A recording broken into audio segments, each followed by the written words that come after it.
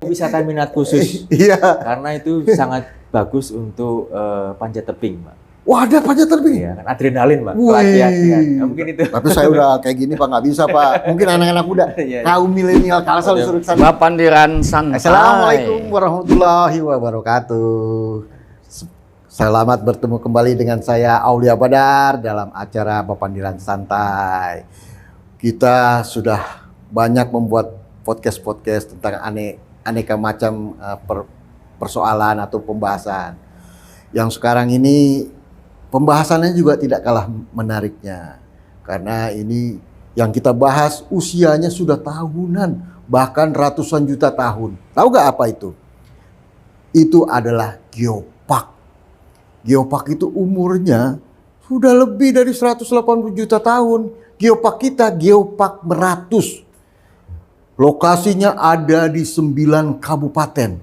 Cukup luas. Ini merupakan warisan yang dimiliki Kalsel yang tiada tara. Makanya kita harus mempersiapkan atau merawatnya jadi suatu geopark yang menarik. Nah, sekarang ini ada narasumber kami yang bisa bercerita tentang geopark. Ya, ini adalah orang yang cukup pantas lah. Ya, dia dari Badan Geologi. Namanya siapa? Namanya adalah Pak Ruli. Selamat datang Pak Ruli. Apa kabar? Baik, terima kasih Pak. Sehat ya Pak ya? Alhamdulillah sehat Pak. Semangat Pak ya? Semangat. Covid kita lawan Pak ya? Betul. Ya, mudah-mudahan kita semua sehat Pak ya. Amin, Pak. Amin. Ya. Ini Pak Ruli. Belum lama ini, dalam beberapa hari yang lalu, berkunjung ke sejumlah ya Pak ya? Betul, 9 lokasi sejumlah Pak. lokasi ya Pak. Ya. Lokasi Geopark Meratus. Betul. Apa sih Pak yang Bapak lihat, yang Bapak kunjungi tempat-tempat tersebut? Menurut Bapak seperti apa tempat itu Pak? Baik Pak. Mungkin sebelum kesananya Pak, perkenalkan diri Bapak sebagai Pak. siapa Pak? Ya, silakan Pak. Baik, terima kasih Pak. Iya. Jadi mohon izin untuk memperkenalkan diri. Nama saya Ruli Setiawan. Saya dari Badan Geologi Kementerian Energi dan Sumber Daya Mineral. Dan kantor kami base-nya di Bandung, Pak. Oh, gitu. orang Bandung. Di Bandung, Pak. Kumaha, Tapi saya Pak? aslinya Kumaha Jawa, ya? Pak. Daramang? Daramang, Pak. Alhamdulillah Daramang. Jadi kami memang ada kegiatan, Pak, di sini ya selama beberapa hari ini, mungkin sekitar seminggu untuk mengunjungi beberapa lokasi yang ini oleh pemerintah Provinsi Kalimantan Selatan diusulkan sebagai suatu situs warisan geologi yang artinya nanti akan mendukung untuk Geopark Meratus ini, Pak. Dan kami sangat surprise, sangat senang karena dari perjalanan juga kami alhamdulillah kemarin lancar, kami melihat pemandangan yang sangat cukup bagus, yang eksotik seperti itu. Bagus ya Pak ya? Bagus Pak. Bagusnya di mana? Itu kan batu tuh Pak.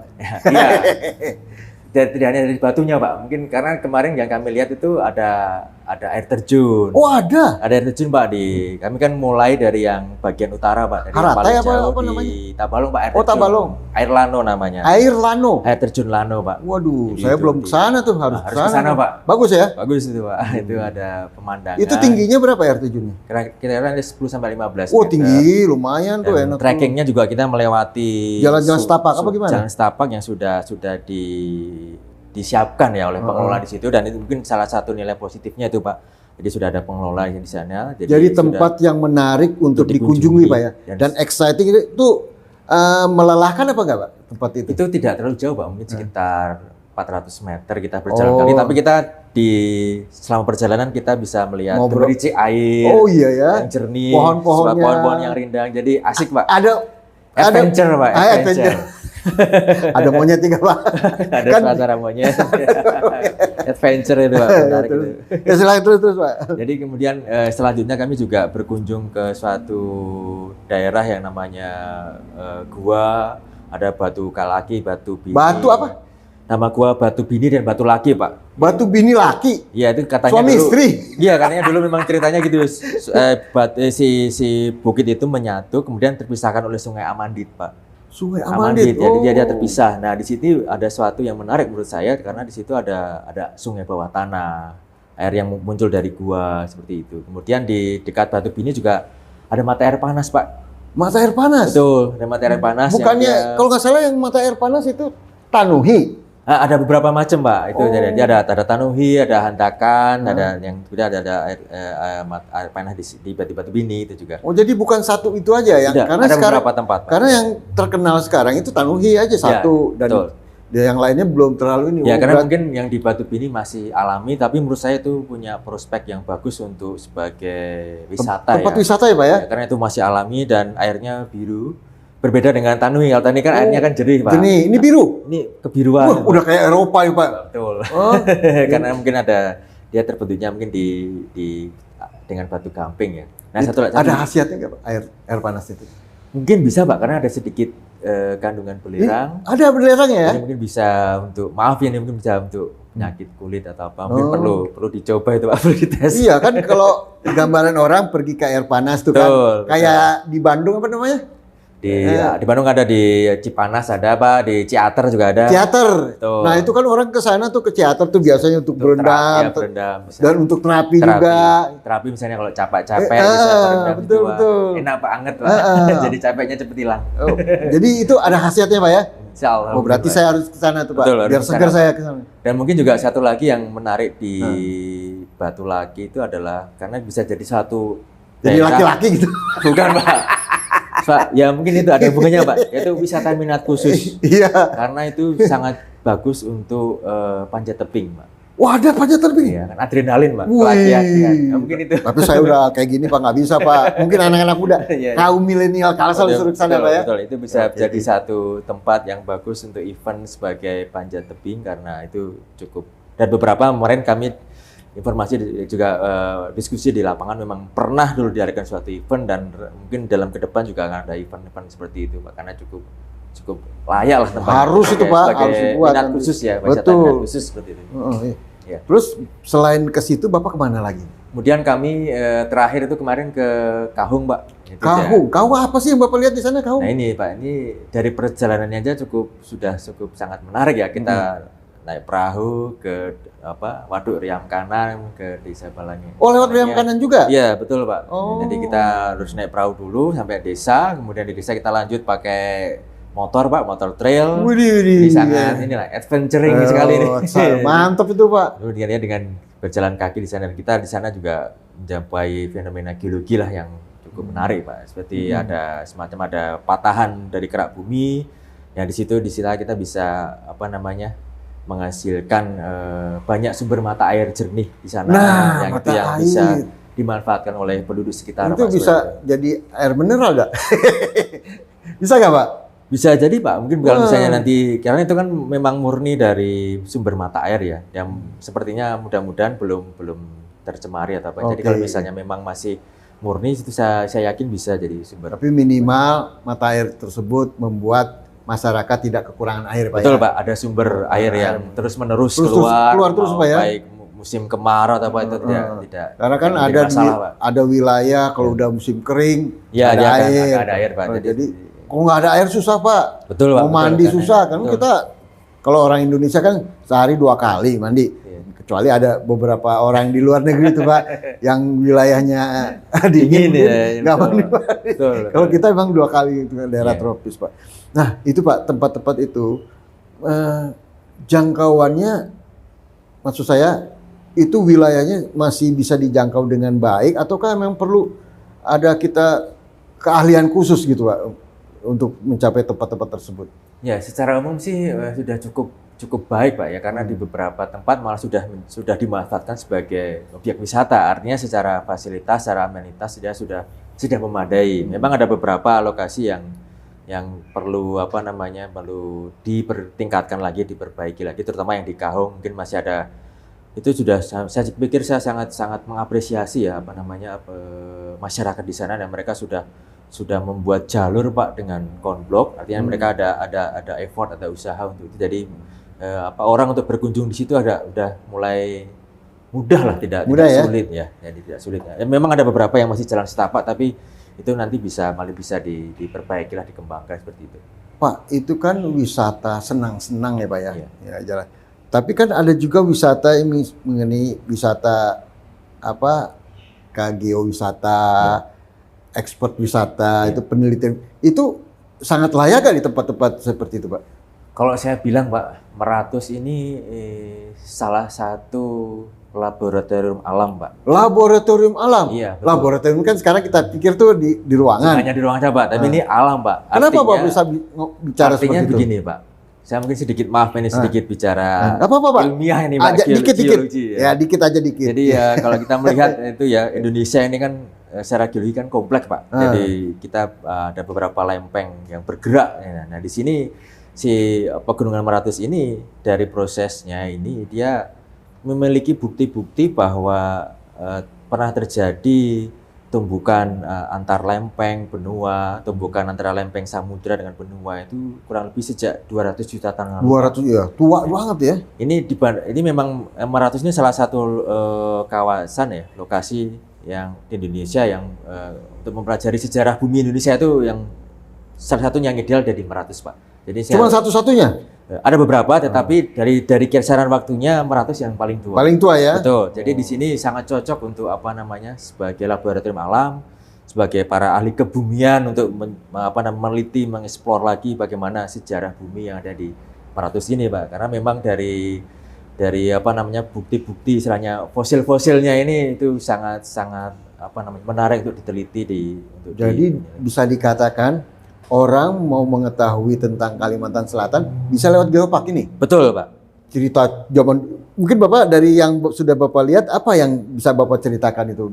Kalsel dulunya Kalimantan Selatan itu seperti apa dulu? Ya dulu saya memang sebelumnya saya juga pernah. Mungkin Kalimantan seluruhan ya mungkin. Iya memang dulu tuh Kalimantan ini memang dulu tuh semacam lempeng-lempeng benua Pak, yang saling bertemu, saling bertabrakan, bertumbukan. Nah inilah yang menyebabkan terbentuknya batuan, terbentuknya mineral-mineral di sini yang khas seperti intan, kemudian kromit seperti itu kan juga anak proses geologi yang khusus Pak. Jadi ini kita bisa, alhamdulillah itu bisa kita jumpai di Meratus ini di Kalimantan Selatan ini. Dan juga yang tidak kalah penting, proses geologi ini juga menyebabkan Meratus juga punya sumber daya Pak, seperti batu bara, minyak dan sebagainya. Jadi artinya itu batu bara juga akibat dari Geopark. Ya, itu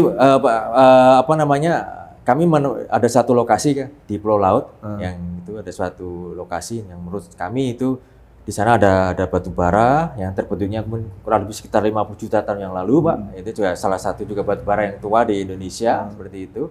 Dan di situ batu baranya juga memiliki karakteristik yang khusus gitu, yang khas. Jadi saya pikir itu menjadi suatu laboratorium alam, destinasi wisata khusus, wisata edukasi yang bisa untuk agar masyarakat itu tahu bahwa sejarah buminya dulu seperti ini. Jadi seperti itu Pak ya, dari sangat kompleks sekali Meratus ini Pak. Mulai dari batu yang ada di dasar laut, batu yang terbentuknya di kerak samudra. Ini kan katanya Geopark ini dulu dasar laut ya Pak. Ya betul. Itu bisa Bapak ceritain bagaimana bisa cerita seperti itu? Ya itu karena kami setelah kami mengunjungi beberapa lokasi, kami menemukan batuan-batuan yang memang terbentuknya di dasar laut Pak. Contohnya apa Pak? Contohnya itu ada lava bantal, itu ada di pantai Semisir. Apa? Lava bantal Pak. Lava bantal. Ya itu lava yang bentuknya bulat-bulat kayak kita gampangnya kayak mirip bantal lah. Itu kita bisa jumpai di pantai Semisir di tanah laut, di Kahung kemarin Kahung ada juga ada. Nah, kemudian juga ada batuan-batuan yang kira-kira mungkin terbentuknya dulu di kerak samudra Pak, kurang lebih katanya 7 sampai 8 km di bawah dasar laut itu. Katanya ditemukan juga ada kerang-kerang, benar nggak? Betul. Itu di mana Pak yang ditemukan? Kerang-kerang itu banyak Pak. Itu di tanah Bumbu ada, di Kota Baru ada, di Hulu Sungai juga ada. Itu kan berasosiasi dengan batu gamping Pak. Jadi batu kapur yang putih itu yang membentuk gua-gua itu dulunya terbentuknya di laut Pak. Makanya di sana banyak dijumpai fosil kerang, fosil plankton yang kecil-kecil. Berarti dulu ini lautan nih? Iya, pernah terbentuk lautan, Pak. Kalimantan secara umum lautan dulu ya? Lautan. Itu kurang lebih sekitar di umur sekitar 25 juta sampai 20 juta tahun lalu. Berarti dulu nggak ada manusia? Belum ada, Pak. Ya. Belum ada, Pak. Nah itu jadi penelitian juga tuh. Manusianya tuh kapan adanya ya Pak ya? Iya.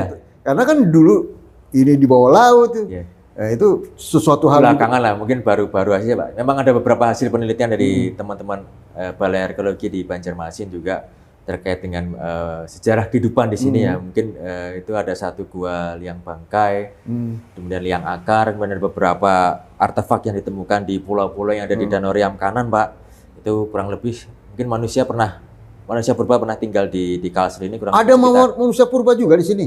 iya betul Pak, kurang lebih sekitar 10.000 Bukan tahun di yang Jawa lalu. aja kan, Jawa kan Tidak, di ada Jawa, Homo Pak. wajakensis gitu Betul, kan. betul ada Homo erectus. Ini Homo yang erectus. kemungkinan yang hidup di sini adalah Homo sapien, Pak, yang kurang lebih sekitar Homo sapiens di sini namanya. 10.000 tahun lalu. Kemungkinan dia tinggalnya di gua karena ada satu gua di liang bangkai tuh. Setelah itu dia bahkan ada cap tangan, Pak, di dindingnya. Di mana, Pak? Di dindingnya itu. Dinding Ada lukisan gua. enggak di istilahnya. mana? Di lokasinya di mana tuh? Itu Biar orang tahu juga nih. Liang Menarik itu. Bangkai, Pak, di Kota Baru Kota Baru di di Liang Bangkai, namanya gua Liang Bangkai. Liang Bangkai. Iya. Oh, Liang itu sama perlu juga kita Liang datangin Bangkai. juga Jadi itu. intinya banyak gua-gua yang pernah ditinggali oleh manusia purba dan itu juga menjadi salah satu. Wah, itu harus ngangkat lagi tuh Betul, cerita betul. tersendiri tuh. Betul, ya. Mungkin sesuatu hal yang menarik untuk dikunjungi oleh Betul, orang-orang. Pak, betul. Untuk para saintis supaya Saintis, mungkin masyarakat juga mungkin bila ingin punya rasa penasaran juga bisa mengunjungi itu, mungkin tahu bagaimana dulu sejarah nenek moyangnya lah di Kalimantan Selatan. betul. Nenek Pengen tahu. moyangnya. Nah, ini Pak kalau dilihat dari seperti ini juga bagus untuk para mahasiswa yang ingin meraih gelar sarjananya untuk sebagai bahan skripsinya, Pak ya? Betul, Pak. Karena tadi saya bilang di awal bahwa maraton ini kan suatu laboratorium alam, Pak. Jadi ini mungkin para peneliti, mahasiswa yang ingin meneliti, monggo aja silahkan ini kayaknya karena masih banyak hal yang perlu kita ungkap lebih dalam lagi, perlu kita eksplor lebih lagi terkait bagaimana sejarah bumi ya, baik itu dari sejarah geologinya, mungkin dari keragaman flora fauna juga. Saya pikir informasi yang saya terima juga banyak juga tanaman endemik, hewan-hewan endemik, hewan-hewan, betul, buah-buahan. betul, buah-buahan itu, Pak. Jadi juga salah satu hal yang menarik di samping selain terkait dengan batuan fosil seperti Iya itu. Pak, saya beberapa tahun lalu apa 2 tahun lalu tuh pergi ke satu tempat di daerahnya Balangan itu Pak. Iya. Itu kita disuguhkan sejumlah buah-buah langka.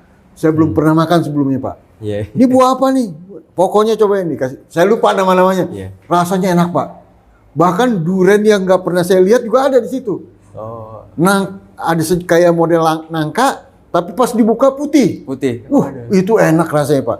Nah, ini bagian dari yang bisa diangkat Betul, gitu ya. Pak. Betul, Pak. Itu karena di wilayah-wilayah yang ada geopaknya juga. Betul. Jadi sangat banyak sekali misteri yang Betul. perlu diangkat dari Belum lagi juga dari kesenian tradisional. Nah, Pak. contohnya apa Itu keseniannya? mungkin di sini mungkin saya tidak terlalu hafal ya. Jadi mungkin seperti tari-tarian, Tari-tarian. alat musik itu bisa menjadi atraksi-atraksi yang bisa ditampilkan di geopark, Pak. Karena geopark ini kan sebenarnya intinya adalah manajemen, Pak. Pengelolaan. Jadi tidak hanya terkait dengan warisan geologi, warisan buminya, juga ada korelasinya dengan budaya dan flora dan fauna. Dengan Jadi masyarakatnya juga ya. Betul, dengan masyarakat setempat. Dan kemarin sempat saya juga ketemu dengan Bapak Kepala Dinas yang di mana itu saya lupa, itu juga katanya juga ada beberapa kesenian tradisional yang cukup terkenal di sana, itu bisa ditampilkan, bisa menjadi suatu atraksi tersendiri untuk menarik para Jadi menjadi daya tarik Iya. sendiri kalau orang berkunjung ke geopark tuh ada sesuatu yang lain Iya, jadi yang tidak didapat di tempat lain. Betul, ya? Pak. Jadi selain wisata melihat alamnya, ada budayanya, dan mungkin tadi kalau misalnya ada kuliner atau buah-buahan yang lokal bisa disajikan, jadi semua komplit, Pak. Jadi komplit. Jadi ini menjadi suatu daya tarik Betul. sendiri, Pak ya. Betul. Nah, betul. kalau dari sekarang ini kan kita kan pengen geopark ini menjadi geopark UNESCO ya, Pak. Betul. Apa namanya? UNESCO Global Geopark. Geopark. Betul, Pak. Itu berarti udah internasional, Pak. Betul, ya? Pak. Nah, ini masyarakat juga perlu dikasih informasi yang jelas, Pak. Iya. Apa sih sebenarnya itu UNESCO Global Geopark? Karena mereka juga mikir, wah kalau nanti udah gini kita gimana? Ada kekhawatiran dari masyarakat itu. Bagaimana menurut pandangan Bapak? Jadi seperti saya bilang tadi, Pak, sebenarnya geopark itu sebenarnya prinsipnya adalah prinsip manajemen pengelolaan, Pak. Jadi kalau misalnya kami sangat mengapresiasi ya, karena dari kerja keras dari pihak pemerintah Provinsi Kalimantan Selatan dan BB Geopark yang kemarin juga sudah sempat 2 kali berkunjung ke Bandung, kami di Bandung yang melihat progresnya yang sangat luar biasa, sangat semangat sekali untuk menuju UNESCO Global Geopark. Jadi pada prinsipnya sebenarnya ini intinya itu adalah konservasi, Pak. Dan satu konservasi, yang kedua adalah pemberdayaan masyarakat. Nah, itu seperti apa yang harus jadi dilakukan? masyarakat tidak perlu khawatir, Pak. Jadi karena di Karena dalam ada tuh Pak omongan, waduh nanti kita gimana nih? Kita malah nggak boleh ke situ, kita terbuang nanti gimana? Justru gerobak karena itu adalah konsep manajemen. Artinya di sini manajemennya itu adalah masyarakat sendiri ya. Masyarakat yang mendiami daerah sekitar lokasi yang menjadi geoset itu, Pak. Jadi mereka akan mengelola lokasi itu, misalnya dimanfaatkan sebagai wisata atau sebagai tempat untuk pendidikan, penelitian, sebagai laboratorium alam, itu silahkan saja. Mungkin dibalik Pak, bahwa geopark kalau sudah menjadi UNESCO yang diuntungkan masyarakat. Betul. Misalnya itu kan nanti akan tumbuh menjadi kawasan yang banyak dikunjungi. Artinya kan ekonomi juga akan tumbuh di situ, masyarakat bisa menyiapkan fasilitas yang di situ untuk berjualan atau menampilkan atraksi-atraksi tadi, Pak. Jadi seperti itu bisa membantu. Dan yang penting mungkin di sini nanti juga ada kolaborasi dengan pihak pemerintah provinsi maupun BP Geopark. Artinya kan kalau sudah menjadi geoset itu masyarakat mengelola, tetapi juga masyarakat juga mengawal, Pak. Mengawal para pengunjung yang datang. Artinya dia juga bisa berperan sebagai pemandu. Artinya bisa menceritakan jadi bisa lingkungannya. Dikatakan justru geopark ini menjadi bagus itu peran masyarakat. Betul. Karena dia yang nomor satu di depan. Betul. Mereka juga harus menjadi penjaganya, pengurusnya juga, pemandunya juga. Jadi geopark dapat terjaga ya, Pak ya? Betul.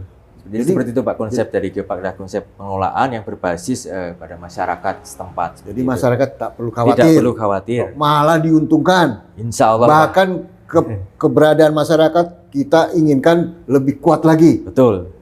Jadi harapan saya juga itu ada kolaborasi yang kuat antara pemerintah provinsi, pemerintah daerah, dan BP Geopark dengan kelompok-kelompok masyarakat. Artinya biar dalam pengelolaannya juga lebih baik. Kemudian nanti bisa pemerintah provinsi melalui BP Geopark bisa juga membantu dalam menyiapkan fasilitas pendukung, misalnya seperti adanya panel informasi, kios informasi. Jadi itu juga akan menambah daya tarik pengunjung di situ juga seperti itu, Pak. Jadi masyarakat juga bisa berperan untuk nanti menjelaskan sebagai pemandu. Oh, ini ya dulu cerita daerah sini seperti ini, kita bisa melihat apa aja di situ seperti itu. Berarti ada pelatihan buat masyarakat. Betul. Pelatihannya apa saya, Pak? Selain tadi Bapak bilang pelatihan jadi guide, pelatihan apa lagi? Mungkin pelatihan bagaimana merawatnya juga ada. Betul. Kan? Ya lebih baik seperti itu, Pak. Bagaimana merawat lokasi itu, bagaimana kita menyiapkan untuk safety-nya, karena beberapa ini kan juga langsung berhubungan dengan alam, kan kita harus juga menjaga keselamatan, keamanan pengunjung juga, Pak. Jadi mungkin juga perlu ada latihan semacam itu, Pak. Latihan dalam manajemen pengelolaannya. Jadi cukup banyaklah hal yang bisa diperoleh lah di situ, Pak. Itu. Pak, kalau dari pihak luar tanggapannya terhadap Geopark Meratus ini seperti apa, Pak? Dari pihak luar negeri itu? Saya pikir karena Meratus ini sebagai suatu laboratorium alam itu cukup banyak, Pak, peneliti yang sangat tidak hanya peneliti asing ya, peneliti dari dalam negeri juga, ahli kebumian juga sangat tertarik untuk meneliti di Meratus ini, Pak. Dan kita bisa kita lacak dari beberapa publikasi, Pak, publikasi dari jurnal-jurnal itu banyak juga jurnal-jurnal yang ditulis oleh peneliti asing maupun peneliti dari Indonesia. Jadi menandakan bahwa Meratus sudah menjadi merupakan salah satu kawasan yang menjadi daya tarik untuk riset atau penelitian, tidak hanya untuk wisatanya saja. Jadi sudah menurut saya sudah cukup komprehensif, cukup kompleks ya. Dari potensi yang ada di Meratus ini, Pak, ada bisa jadi laboratorium alam untuk pusat penelitian, pendidikan, bisa mungkin nanti mahasiswa ilmu kebumian mereka berkunjung ke Meratus untuk ekskursi ya. Iya, betul. Karena di sini kan ada bukti sejarah geologi 200 juta tahun lalu yang mungkin tidak dijumpai di tempat lain. Ada batuan kerak samudra yang sudah muncul di permukaan. Ada air panah, itu kan juga nanti bisa, Pak. Yang bisa untuk awet muda. itu kan mitos ya, Pak. Tapi perlu dicoba, Pak. Siapa tahu ada yang berhasil, Pak. Saya kemarin belum sempat nyoba, Mas. Jadi itu, Pak, jadi bisa bisa jadi suatu pusat pendidikan, penelitian, bisa jadi wisata minat khusus, wisata edukasi. Jadi menurut saya sudah cukup kompleks, cukup komplit juga ini aspek manfaat yang ada di Geopark Meratus ini, Pak. Jadi, Pak, ini sebagai penutupnya, Pak. Ya.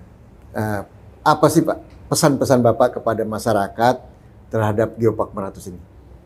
Jadi mungkin seperti yang saya sampaikan tadi bahwa geopark adalah suatu manajemen pengelolaan, jadi di dalamnya sangat-sangat membutuhkan peran aktif dari masyarakat setempat. Di sini saya mohon mohon dukungan dari para masyarakat luas di Kalimantan Selatan agar geopark Meratus ini bisa berhasil, bisa berlanjut ke UNESCO Global Geopark, dan kami juga dari Badan Geologi sudah secara prinsip kami juga mendukung apa yang langkah-langkah yang sudah dilakukan oleh pihak BP Geopark Meratus untuk menuju ke UNESCO Global Geopark. Jadi seperti itu Pak. Mudah-mudahan ini bisa berjalan lancar. Mohon doa restunya dari seluruh masyarakat Kassel ini.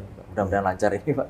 Ya, memang Geopark Meratus ini harus kita rawat, kita jaga, kita lestarikan, dan kita majukan kepada badan yang lebih tinggi lagi supaya tetap terjaga lestari. Karena kita tidak bisa melupakan bahwa Geopark Meratus ini milik kita semua. Betul Pak. Milik warga Indonesia, bukan hanya warga Kalsel saja. Betul. Jadi mari bersama-sama kita merawatnya. Ya. Itu Pak ya. Demikianlah bincang-bincang saya dengan Pak Ruli. Ya luar biasa ini, banyak penjelasannya. Dan dia mengajak supaya teman-teman juga berkunjung ke Geopark Meratus, karena banyak sekali yang bisa kita lihat di sana. Ada keindahan alam dan ada yang lain-lainnya. Demikianlah, terima kasih. Assalamualaikum warahmatullahi wabarakatuh. Waalaikumsalam.